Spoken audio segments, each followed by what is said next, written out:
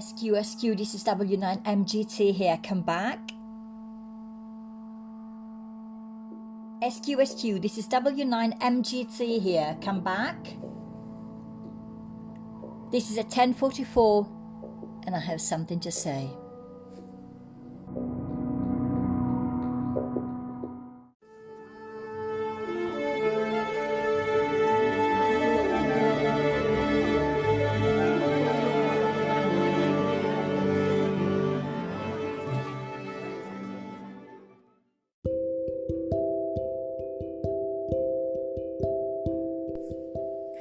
So this is episode 00 of series 2 of this podcast, in which I'm checking in with myself. And I'm sort of like trying to keep my understanding where I want to go with all of this. As I said, this is a very egoistic practice. This is for me, and if anybody's listening to this, I'm happy for you to listen, but I just want you to know that if you are not sticking around, I'm gonna be okay regardless. And even if you're not happy and the comments were to be negative for whatever reasons, I'm gonna be okay regardless. And some of the images that go together with this episode will be posted on Instagram. So if you want to see some stuff from the journal that I'm having here in front of me, those going to be on Instagram. Funny enough, what I wanted to do was just to go through very quickly through my last year journal, because of course this is gonna really start. So episode 1 is gonna be next Friday, because it's gonna be 2024 leap year. So I might actually ask somebody to remember me by the end of February. You never know. So let's forget for a second about this year's journal, as in this month journal. But last year I actually used 2 journals. So I have a B6 and a B5. I like the B as in form, not the A size-wise. So B6 and a B5, and these are Japanese Stylogy, which I buy on Amazon. Black cover. I think that this is the best paper, the best format for me, and this is how I like to rock. Why have I got 2? Because last year I actually did a master by research in fine art, where I researched and I wrote a thesis in the end by the title of On Encountering the Divine in the Act of Drawing. Now, I don't want to talk about that too much. Reason being, and probably this is one of the reasons why I also feel very stuck now, I handed in my thesis on the 24th of September, and it takes quite a lot of time for the marking, plus the holidays, plus I think that there were strikes or something else. Anyway, so I still haven't got my result back. So, and I think that big part of the reason why I feel stuck in life is that since the 24th of September, so we're talking about over 3 months now, I've just been sitting here and doing absolutely nothing. This also goes together with the fact that I had my review for my master's in March, on the 8th of March, actually, I think it was. And I was convinced that what I presented was amazing and great and lots of amazing, beautiful ideas, etc. And that I would have been sort of like flying through it with very good feedback. But actually, I failed it. And so even though I am convinced that my thesis now is amazing and it hits all the learning outcomes and everything and blah, blah, blah, I don't know how it's going to go. So this is one of the reasons why I've been stuck. Having said that, I use this time to go within quite a lot, and I am followed by a amazing clinical supervisor whose name is Darren DT, and on a monthly basis, and we are having a very Jungian approach to my exploration and explorations, and what else? What could I say? Just exploration. And of course my journaling practice, which is, I journal on a daily basis, and I often blog about whatever goes through. So if anybody wants to read the blog, that's on my website. But this last year, this 2023, has been, wow, amazing. So I went back, first of all, to my old college in South Wales. And I always say that when I was at college, 1985 to 1987, that tells you my age, I was at one of the happiest moments in my life. Really, I don't even think that I was as happy when I got married as when I was at college. The college, the ground has got a specific air, the smell, the vibrations that I could feel there in that place were amazing. So when I went there and I slept there, one of the funny things was that when I woke up in the morning, after I gave my lecture the previous evening, I woke up in the morning and I had the very first stuff that hit me was the smell and the silence and a general energetic vibe around the place. And for a second I thought that everything that went through between 1987 and now 2023 was just like a long excruciating dream. And so my dad passing away, my mom passing away, my moving, my getting married, 20 years of marriage, and getting divorced and moving, and my massive panic attack in 1988 where I've lost completely memories and a lot of sensibility. Were just like a big nightmare.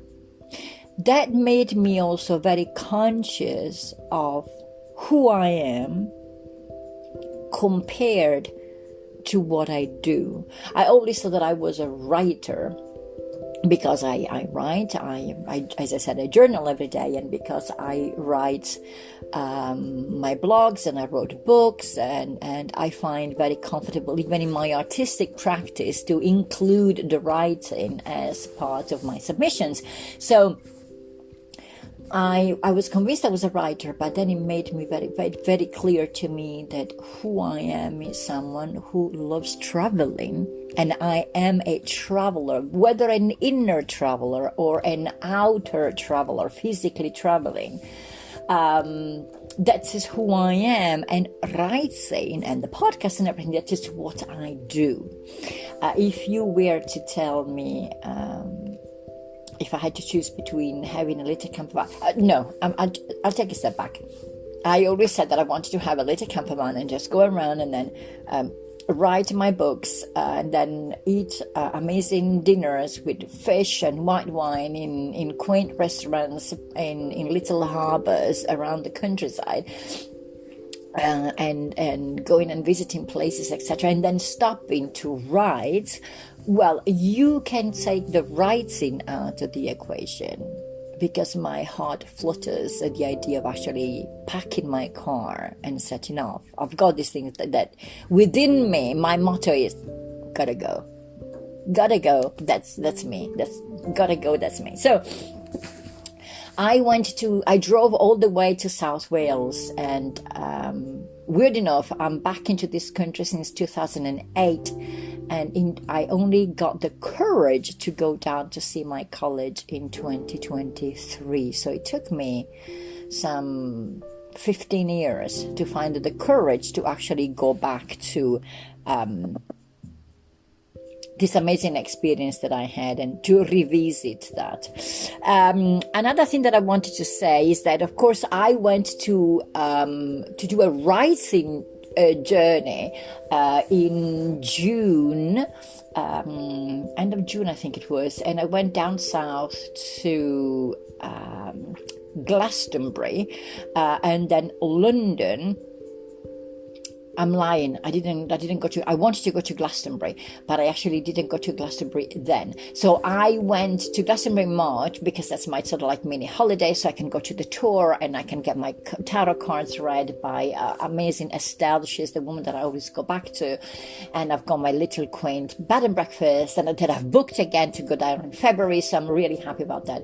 But I went for my master's. I went for a trip and I went to Stonehenge, and then I went to London because I wanted to go and write in a Temple Church, and I wanted to go and visit Westminster Abbey. And then I went to Oxford because I wanted to go and write inside the Bodleian Library, and just Oxford. And that trip, that was another whole week by myself. I had my tent. I found an amazing campsite in Oxford, and so Oxford was the center of my staying, and I could travel around. And I drove to London, and then I drove to Stonehenge, and everywhere I had my large backpack, my 40-liter backpack, which is very comfortable to wear, so my back didn't. I had all my laptop with me, I had books, I had my journal, I had my tarot cards with me, and I felt I was alive. My God, I spent so much money buying books. I remember that Waterstones in Centre Oxford. I went there every night, and every night I was buying another book. And even at the end, the guy at the till said, another one, I can see you here again. But the idea of, making my own dinner, making my own lunch that would, in my Tupperware, and then going to the big Tesco and finding the places and cooking and prepping the tent and getting myself ready. And to me, those are little adventures that I wrote extensively day by day of my experience in my blog. So this year has been a year of moving, and I think that that's just a new thing. I think that because I've been stuck here for 3 months with no funding, because of course university is finished, not a lot of work, so I've been just getting by.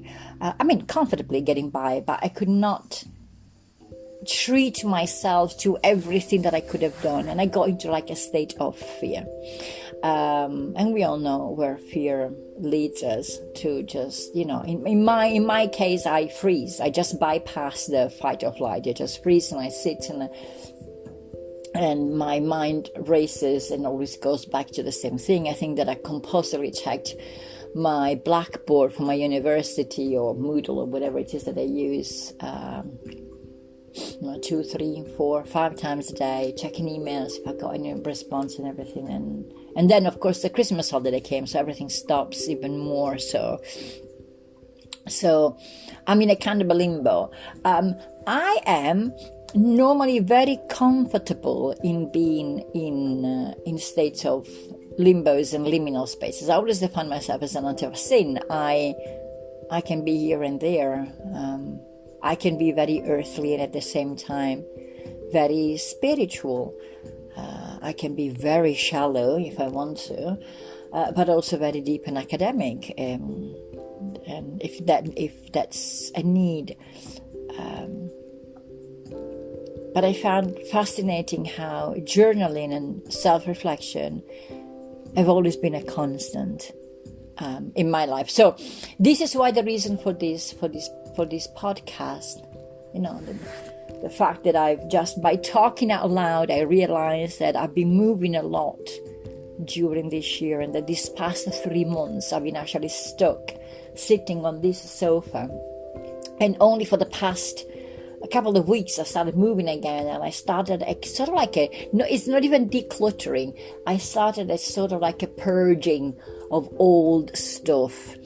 I've thrown away a lot of old postcards and birthday cards that I kept for the past 15 years. I've thrown away birthday presents that I don't care anymore. Mementos of old boyfriends, and so this is what I've been doing. And yesterday I tackled part of my artistic collection of all the work that I did. So I'm keeping like the bare minimum of what I really need. Of course, I keep all the pieces of my exhibitions, but everything else that goes around that, I think that can really go now.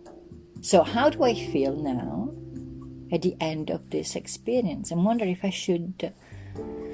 I should get a card. No, I'm not getting any card today. I'm feeling comfortable in doing this. I hope that all the technology with having Mercury retrogrades help, because I'm being locked out of the new university for my PhD at Blackboard, because Microsoft Authenticator, I think it's called. It's one of the worst possible apps, and it just locked me out, so I can't access anything. No emails, no Blackboard, nor anything. So that's lump of shite. So this is it. If you're still here listening to my voice, thank you very much for staying. To an amazing 2024. Really, to an amazing 2024. 52 weeks, 52 episodes, every Friday. I'm gonna be here. Ciao!